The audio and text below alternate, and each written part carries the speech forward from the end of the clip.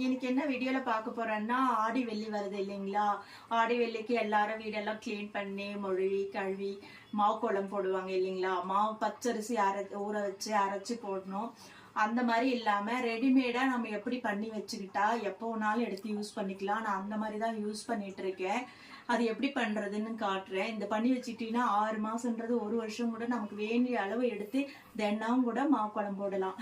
மஞ்சள் கலந்து போட்டா மஞ்சளா அழகா அது ஒரு மாதிரி இருக்கும். குங்குமம் கலந்து அந்த மாதிரி கலர் கலரா கூட நம்ம போட்டுக்கலாம். வாங்க எப்படி பண்றதுன்னு காட்டுறேன். இப்போ பார்த்தீங்கன்னா கோலப்பொடிக்கு நமக்கு எவ்வளோ வேணுமோ அவ்வளோ நாம் எடுத்து கழுவி ஊற வச்சுக்கலாம். ஒரு 2 மணி நேரம் 3 மணி நேரம் கூட ஊறினா நல்லா இருக்கும். சரிங்களா? நான் பாருங்கள் பச்சரிசி எடுத்து வச்சுருக்கேன். ரேஷன் பச்சரிசி நமக்கு எவ்வளோ வேணுமோ அந்த அளவுக்கு எடுத்து நல்லா கழுவி ஊற வச்சுக்கலாம். நல்லா கழுவும் போது உங்களுக்கு கோலம் போடும்போது வெள்ளையின்ட்டு வரும். சரிங்களா? இப்போ நல்லா கழுவி ஊற வச்சுக்கலாம். ஒரு 3 மணி நேரம் கழித்து நம்ம அரைச்சிக்கலாம். இப்போ பார்த்தீங்கன்னா நல்லா ஊறினதை நான் மிக்சியில் போட்டு அரைச்சி ஒரு வெள்ளை துணியில் வடிகட்டிடுறேன். ஏன்னா தண்ணி எல்லாம் வரட்டும்.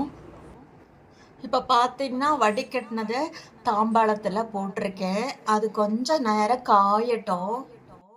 இப்போ பாருங்க, இந்த மாதிரி கொஞ்சம் நேரம் வெயிலில் வச்சா கொஞ்சம் கெட்டி ஆகிடும். அப்போ பார்த்தீங்கன்னா நம்ம இந்த மாதிரி ஏதாவது ரவுண்டாக கூட உருட்டி வச்சு காய வச்சு நமக்கு வேண்டிய மாதிரி கொஞ்சம் காயறதுக்கு முன்னாடி எடுத்து ரவுண்டாவோ இல்லை நாமக்கட்டி மாதிரியோ இல்லைன்னா உருண்டையாவோ நம்ம எப்படி வேணாலும் பண்ணி காய வச்சு எடுத்து வச்சுக்கிட்டோம்னா நமக்கு எப்போ தேவையோ அப்போ எடுத்து கொஞ்சம் பச்சை தண்ணியில் போட்டு நம்ம எவ்வளோ தண்ணி கோலம் போடுறதுக்கு வேணுமோ அந்த அளவுக்கு நம்ம எடுத்து போட்டு ஊற வச்சுக்கிட்டு கலக்கிக்கிட்டு நம்ம கோலம் போட்டுக்கலாம்.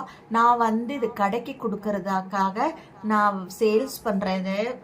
அதனால் நான் ஒரு நாமக்கட்டி மாதிரி அதாவது சாப்பீஸ் மாதிரியோ நாமக்கட்டி மாதிரியோ பண்ணி நான் பேக் பண்ணி கடைக்கு கொடுக்குறேன். இல்லைன்னா தூள் பண்ணி கூட நம்ம வச்சுக்கலாம். இது நல்லா காய வச்சு நான் வீட்டுக்குன்னா இந்த மாதிரி தான் பண்ணுவேன். பாருங்க, இப்போ இதை நம்ம இந்த மாதிரி பண்ணி வச்சிருக்கேன். ஷேப்பாக காய வச்சுக்கலாம். நான் பாருங்க வீட்டுக்கு இந்த மாதிரி அப்படியே நான் ஷேப் இல்லாமல் அப்படியே தட்டில் போட்டு காய வச்சு எடுத்து மறுபடியும் மிக்சியில் பொடி பண்ணி எடுத்து வச்சுருக்கேன். இப்போது நான் கோலம் போட்டு காட்டுறேன். ஒரு கப்பில் கொஞ்சம் தண்ணி எடுத்து விட்டுருக்கேன். தேவையான அளவு நான் இந்த கோலம் பவுட்ரு அதாவது கோலக்கட்டி பவுட்ரு போடுறேன். அப்புறம் நல்லா கலக்கிக்கணும். நமக்கு அப்படியே வேணுனாலும் போட்டுக்கலாம். இல்லைன்னா கலர் வேணும்னா கொஞ்சம் மஞ்சத்தூள் போட்டு கலக்கிக்கிட்டா அது மஞ்சள் கலராக இருக்கும். சாமிக்கிட்டெல்லாம் நீங்கள் இந்த மாதிரி போட்டிங்கன்னா மஞ்சத்தூள் கலந்து போட்டால் உங்களுக்கு கலராகவும் இருக்கும். கூட பார்த்தீங்கன்னா வாசனை திரவியம் ஏதாவது கலந்து போட்டிங்கன்னா இன்னும் நல்லா மணமாக இருக்கும். பூஜை அறை ரொம்ப அப்படியே தெய்வீகமாக இருக்கும். அந்த அளவுக்கு இது கோலம் போடும்போது இந்த மாதிரி பார்க்குறதுக்கே அவ்வளோ சந்தோஷமாக இருக்கும் நமக்கு சாமி ரூம் பார்க்கும்போதே. பாருங்கள், நான் சும்மா அந்த கிச்சன் மேடையில் போட்டு காட்டுறேன். நீங்கள் சாமி ரூம்லேயும் கிச்சனில் கூட கோலம் போடுவாங்க ஒவ்வொருத்தரே. இந்த மாதிரி நம்ம செஞ்சு வச்சுக்கிட்டோம்னா எப்போ வேணாலும் எடுத்து போட்டுக்கலாம். இது நம்ம ஆடி வெள்ளின்றது இல்லை, நம்ம விசேஷ நாள் வருஷம் பூரா வெள்ளிக்கிழமை அந்த மாதிரி எப்போ வேணாலும் போட்டுக்கலாம். இப்போ பார்த்துருப்பீங்க எவ்வளோ அழகாக கோலம் போட்டிருக்கேன். மேடையில் போட்டு காமிச்சிருக்கேன். இதே மாதிரி நீங்கள் சாமி பூஜை ரூம் வாசல் இந்த மாதிரி எல்லாம் போடலாம். கால் மீதி படாத இடத்துல போட்டால் இன்னும் நல்லது தான். எனக்கு சாமி படமெல்லாம் வரையும் போது உங்களுக்கு சாமியெல்லாம் வரைச்சோம்னா கால் படாமல் பார்க்கணும். மற்றபடி வாசலில் கூட போட்டுக்கலாம். அவ்வளோ அழகாக இருக்கும் காவி வச்சா.